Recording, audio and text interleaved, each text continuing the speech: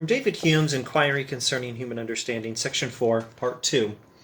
We have said that all our arguments concerning existence are founded on the relation of cause and effect, that our knowledge of that relation is derived entirely from experience, and that all our experimental conclusions proceed upon the supposition that the future will be conformable to the past.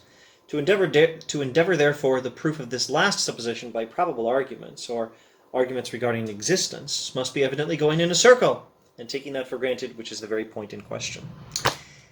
Hume is trying to figure out how we get knowledge about the world from experience, and he says all our knowledge about the world seems to depend on cause and effect, on understanding that causality is real, that cause and effect happens. Things happen causing other things to happen. How do we know, though, that cause and effect happens? Well, that also we learn from experience by means of the principle of induction. The principle of induction is the principle that we can draw conclusions about what we have not experienced from what we have experienced. Closely related to this principle is the principle of the uniformity of nature. Here Hume refers to that as the supposition that the future will be conformable to the past. Elsewhere, the supposition that the future will resemble the past, and that similar powers will be conjoined with similar sensible qualities, or that the course of nature is going to be the same. The principle of the uniformity of nature is the principle that things happen the same way. Things in the future will happen the same way they did in the past. The same fundamental principles that explain reality are always in place. Whatever laws of physics were governing things that happened in the past will still be in place in the future, and thus we can make predictions about the future. And we can posit general rules, general laws, general descriptions about how the world works. Well, this will justify cause and effect. This will justify science. This will justify our learning about the world from experience. This is the foundation of empirical knowledge. But what is the foundation of the foundation? You can justify cause and effect by induction. You can justify induction by the uniformity of nature. But how do you prove the uniformity of nature? The principle of induction and the principle of the uniformity of nature are not, as Hume uses the terminology, relations of ideas.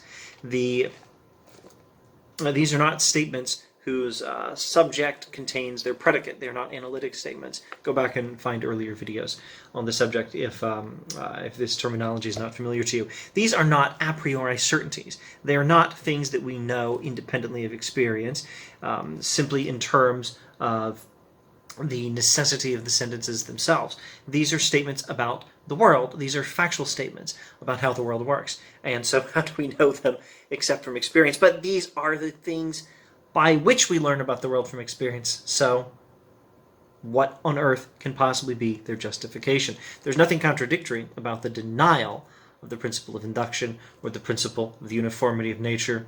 So they're not, again, relations of ideas. The contrary of them is still possible. All of this is drawing, of course, from what has preceded, in particular from the beginning of Section 4, Part 1, where he describes relations of ideas and matters of fact. And if the principle of induction and the principle of the uniformity of nature and cause and effect are not relations of ideas, and they're not, since they're not, rather, they must be matters of fact. But they are how we know matters of fact. So how then can we know them? That is the problem. Now, we cannot prove the principle of induction, but we seem pretty happy to live by it. Now, Hume here makes an important point. You might argue for these principles. You might argue that the uniformity of nature is in place based on, well, how consistent nature has worked in the past, and therefore it's probably going to keep doing that in the future. But that argument assumes what it's trying to prove. It's arguing in a circle.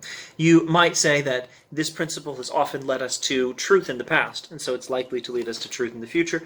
But again, this is an argument using induction. This is an argument presuming, in fact, the uniformity of nature. It's drawing a conclusion about what we have not experienced from something that we have experienced.